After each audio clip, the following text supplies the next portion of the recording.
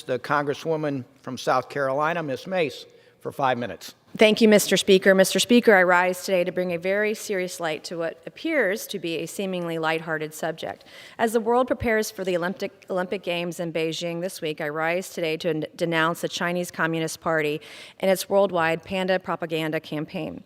From the COVID-19 fiasco started in a lab in Wuhan to China's cover-up to the ongoing genocide against the Uyghurs and the repeated and increasingly hostile incursions by Chinese fighter jets over the island of Taiwan, including when a bipartisan delegation visited Taiwan just last November, this administration has decided to answer Chinese aggression with a diplomatic boycott of the Winter Olympic Games.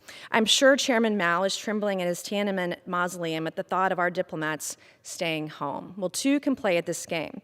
Not many people know the Chinese Communist Party has leveraged the cuddly panda in an effort to soften their image around the world. Indeed, Bing Duan Duan, the panda dressed in an astronaut suit, is the official mascot of the Beijing Olympics. His costume is meant to demonstrate their embrace of the future and technology. Or perhaps it's a warm and fuzzy attempt to soften China's ambitions in space. China claims all pandas the world over belong to China, and they charge zoos $500,000 per panda per year for the privilege of loaning these gentle creatures to us. Ultimately, every last panda must be returned to China, property of the Chinese Communist government. Every year, millions of Americans enjoy these pandas, not knowing the sinister plot behind their all too brief stay here. We should not fund China's panda propaganda campaign.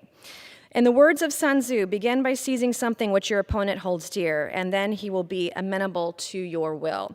Let's get serious with our diplomacy and hit China where it hurts. Give freedom to the pandas and allow them to stay here in the United States.